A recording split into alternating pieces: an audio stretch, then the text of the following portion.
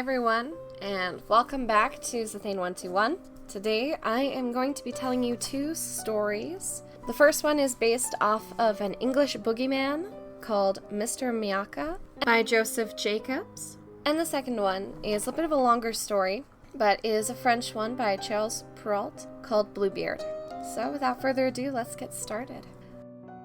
Mr. Miyaka. Tommy Grimes was sometimes a good boy, and sometimes a bad boy. And when he was a bad boy, he was a very bad boy. Now his mother used to say to him, Tommy, Tommy, be a good boy and don't go out to the street, or else Mr. Miyaka will take you. But still, when he was a bad boy, he would go out of the street, and one day, sure enough, he was scarcely got around the corner when Mr. Miyaka did catch him and popped him into a bag upside down and took him off to his house. When Mr. Miyaka got Tommy inside, he pulled him out of the bag and sat him down and felt his arms and legs. You're rather tough, says he, but you're all I've got for supper, and you'll not taste bad boiled. But body, oh me, I forgot the herbs, and it's bitter you'll taste without herbs. Sally! Sally! Here I say, Sally! And he called Mrs. Miyaka. So Mrs. Miyaka came out of another room and said, What do you want, my dear? Oh, here is a little boy for supper, said Mr. Miyaka, and I forgot the herbs.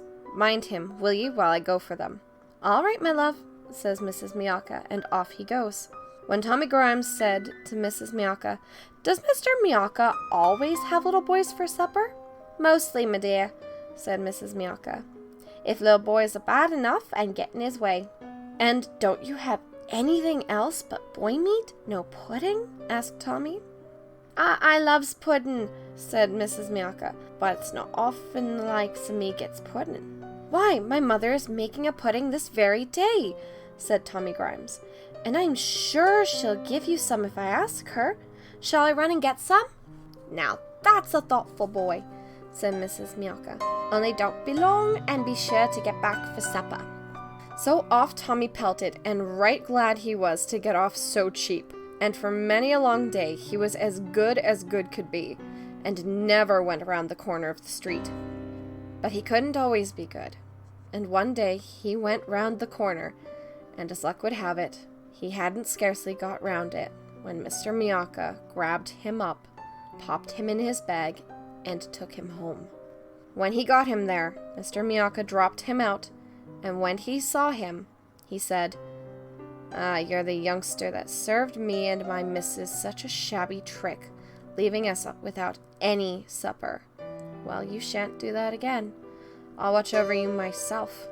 Here, get under the sofa, and I'll set on it and watch the pot boil for you. So poor Tommy Grimes had to creep under the sofa, and Mr. Miyaka sat on it and waited for the pot to boil. And they waited, and they waited. But still the pot didn't boil, till at last Mr. Miyaka got tired of waiting, and he said, Here, you under there. I'm not going to wait any longer. Put out your leg and I'll stop your giving us the slip. So Tommy put out a leg, and Mr. Miyaka got a chopper and chopped it off and pops it in the pot. And suddenly he calls out, Sally, my dear Sally! And nobody answered. So he went into the next room to look out for Mrs. Miyaka, and while he was there, Tommy crept out from under the sofa, and he ran for the door, for it was a leg of the sofa he had put out. So Tommy Grimes ran home, and never went around the corner again, till he was old enough to go alone. Bluebeard. There was once a man who had fine houses, both in town and the country, a deal of silver and gold plate, embroidered furniture, and coaches gilded all over with gold. But this man was so unlucky as to have a blue beard, which made him so ugly that all the women and girls ran away from him.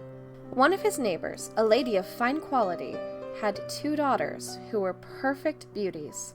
He asked her for one of them in marriage, but neither of them could bear the thought of marrying a man who had a blue beard. Besides, he had already been married several times, and nobody ever knew what became of his wives.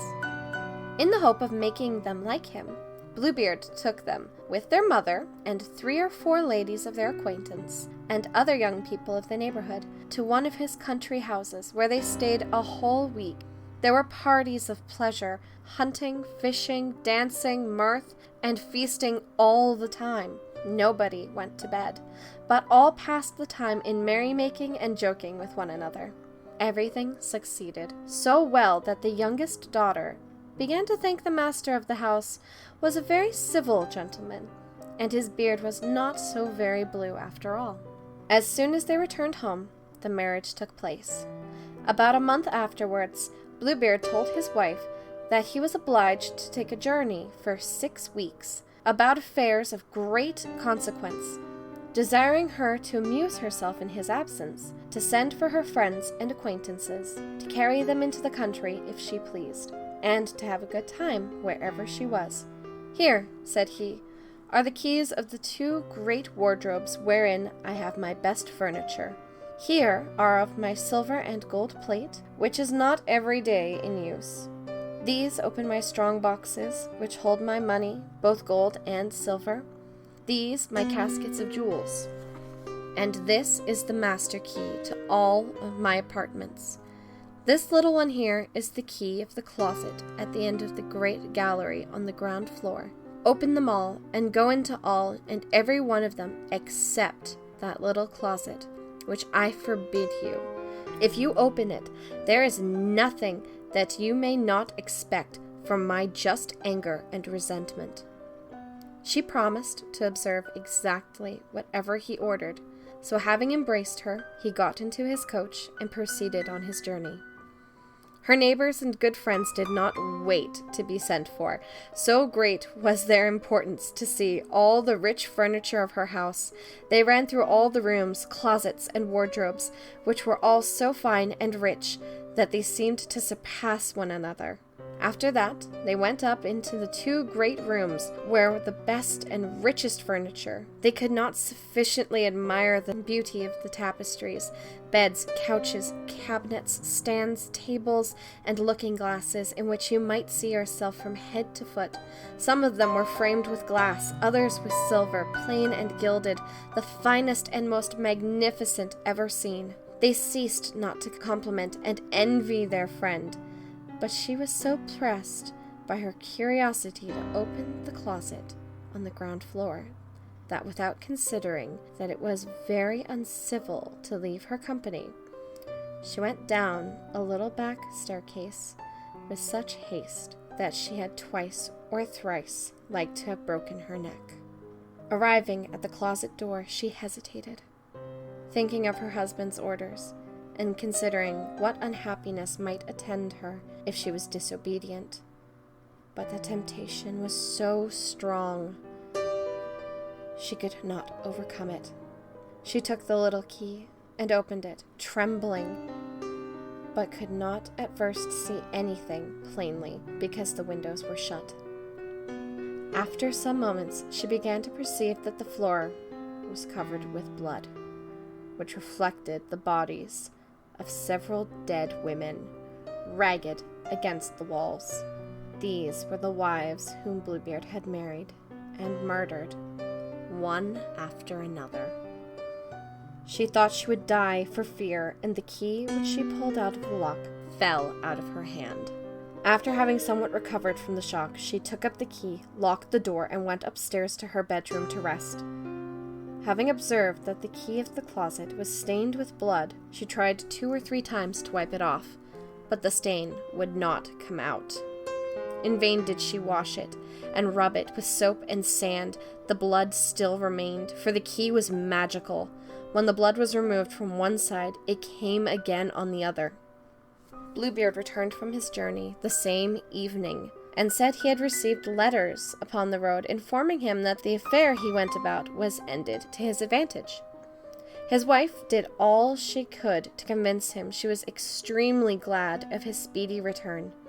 Next morning he asked for the keys, which she gave him, with such a trembling hand that he easily guessed what had happened. "What," said he, "is not the key of my closet among the rest? I must certainly have left it above upon the table." "Fail not," said Bluebeard, "to bring it to me presently."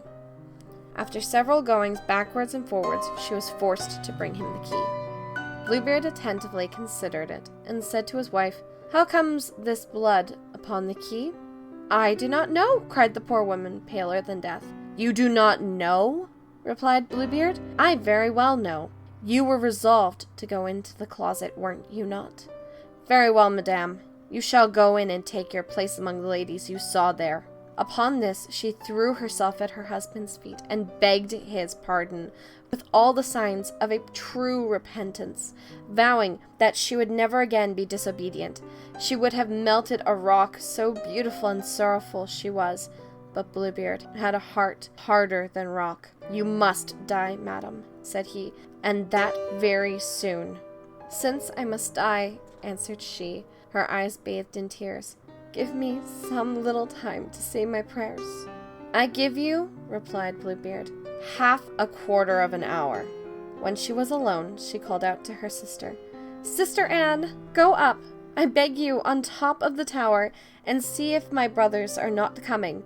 They promised me that they would come today, and if you see them, give them a sign to make haste." Sister Anne went to the tower, and the poor wife cried out from time to time, "Anne, Sister Anne, do you see anyone coming?" And Sister Anne replied, "I see nothing but the sun, which makes a dust, and the grass which looks green." In the meanwhile, Bluebeard, holding a great saber in his hand, cried out as loud as he could bawl to his wife, "Come down instantly, or I shall come up after you." "One moment longer, if you please," said his wife, and then she cried out softly, "Anne, Sister Anne, dost thou see anybody coming?" And Sister Anne replied, "I see nothing but the sun, which makes a dust, and the grass which is green." "Come down quickly," shouted Bluebeard, "or I shall come up." "I am coming," answered his wife, and then she cried, "Anne, Sister Anne, dost thou not see anyone coming?" "I see," replied Sister Anne, "a great dust which comes on this side. Are they my brothers?" "Alas, no, my dear sister. I see a flock of sheep." "Will you not come down?" roared Bluebeard. "One moment longer," said his wife, and then she cried out, "Anne, Sister Anne, dost thou see nobody coming?" "I see," she said, "2 horsemen, but they are yet a great way off." "God be praised," replied the poor wife. "They are my brothers." Then Bluebeard bawled out so loud that he made the whole house tremble. The distressed wife came down and threw herself at his feet, all in tears, with her hair about her shoulders. "That will not help you," said Bluebeard. "You must die." Then, taking hold of her hair with one hand, and lifting up the sword with the other, he was about to cut off her head. The poor lady, looking at him with dying eyes, begged him to give her one little moment more. "No," he said, "say your prayers," and was about to strike. At this very moment, there was such a loud knocking at the gate that Bluebeard looked up in alarm. The gate was opened, and 2 horsemen entered, who drew their swords and ran directly at Bluebeard. He knew them to be his wife's brothers, one a dragoon, the other a musketeer, so that he quickly ran to save himself, but the 2 brothers pursued so close that they overtook him before he could get to the steps of the porch, and ran their swords through his body, and left him dead. Bluebeard had no heirs, and so his wife became mistress of all his estate. She made use of one part of it to marry her sister Anne to a young gentleman who had loved her a long while, another part to buy captain's commissions for her brothers, and the rest to marry herself to a very worthy gentleman who made her forget the unhappy time she passed with Bluebeard. Whew! Well, that one was fun. So now to go over a little bit of the background for these 2 stories. So the first one, Mr. Miyaka, is basically based off of the English boogeyman and trolls and things that lurk around the streets and take children. It's written in the time of the Stranger Danger kind of act, like with Red Riding Hood, different stories like that. So Joseph Jacobs is an Australian, and what happened was he came to Britain and he started to ask people about their experiences with the boogeyman and with fairy tales and folk stories that were passed around. And one of the big ones that came up was Mr. Miyaka. And the way that one woman described it was that he didn't just punish bad children, he also gave gifts to children who were actually very well behaved. And I guess it was more or less used as a scare tactic so that, your kids would behave, and if they were bad, they'd be taken away by this mean guy who's basically an ogre and be eaten, versus, the occasional gift popping up on a windowsill. And the one woman's story, I unfortunately cannot find the story. I found it once last year when I covered these stories, but never really put them out. Her experience with it was like this shadowy figure had snuck into her room and left a gift on her windowsill. And she believes that that was Mr. Miyaka. Now for Bluebeard. There's a lot of controversy behind the background of Bluebeard. I personally prefer the Gilles de Rais controversy. So Gilles de Rais was born in September, October, somewhere around that time in the year 1404.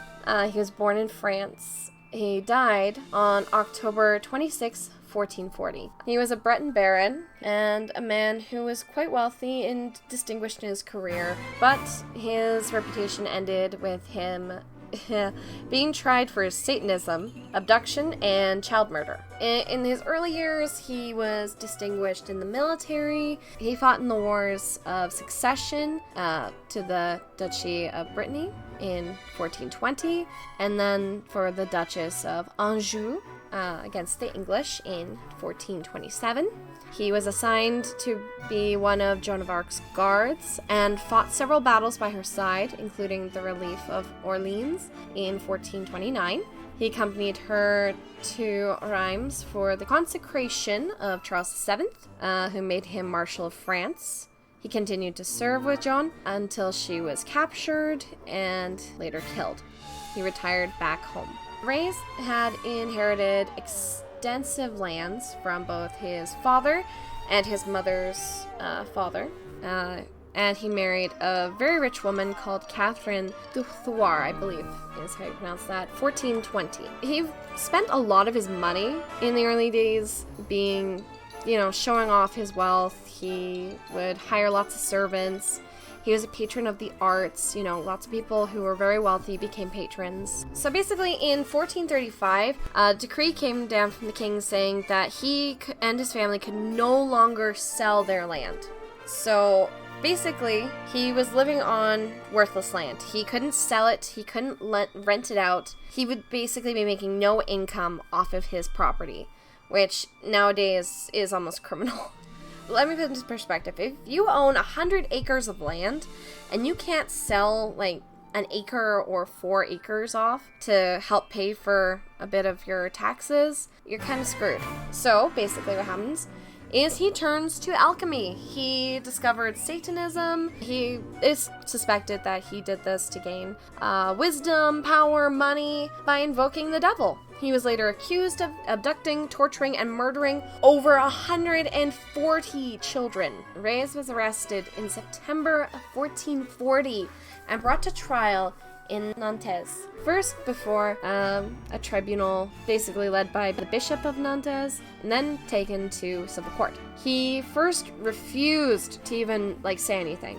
He was innocent. And he refused to even acknowledge that he was being charged. But then when he was threatened with excommunication, apparently he recognized the court's authority and said he was not guilty. He was then condemned for heresy and sentenced to death for murder by civil court. Basically, they said that his confession and repentance were acclaimed at the time as an example of Christian penitence. But skeptics have pointed out numerous irregularities with the proceedings. First of all, there was somebody called the Duke of Brittany who had a huge financial interest in this guy being brought down. Basically, he would get the land, he would get the money, he would get it all if this guy was ruined. Not because he would inherit it, but because it would be given to him. when land is seized by the ruling family, basically, like by the king or whoever was in charge, it could be given out as a gift, basically, to whoever they want. So the Duke of Brittany basically had a huge stake in this guy getting ruined. Also, this fact that Reyes confessed under torture. He was being threatened with torture. My final point is that's 140 bodies. So this is, again, during the time of stranger danger. Unfortunately, if you're living in let's say, a small duchy, or you're living in, like, you have a small, like, village basically around you, 140 kids, that's a little suspicious. He was also 36 when he died. Oh, wow. And as I'm recording this, it's actually, the anniversary of his death is tomorrow. So that's awesome. But yeah, it's kind of insane, but it's really interesting how someone who was so respected in his career, he fought alongside Joan of Arc, like, they were close. Like, it's insane to think that this man was then convicted for Satanism. Like, it's crazy. But, I mean, that's how the cookie crumbles. That's how stories are told. That's how stories are made. So thank you guys so much for listening this far. Not a lot of people like to hear the breakdown of a story and the history behind it, but I just feel like that's really important for us to understand. So thank you guys so much for listening, and hit the like button if you like this kind of story. Ring the notification bell if you want to see more varied content. We're trying to do the stuff that we really want to do. I mean, for me, it's this. For Xathane, it's gameplays and just having fun. So ring the notification bell if you would like to be notified when different stories or games and things like that come out. And we'll see you guys in the next one. Bye-bye. I have fictophilia, and I'm not ashamed to admit it.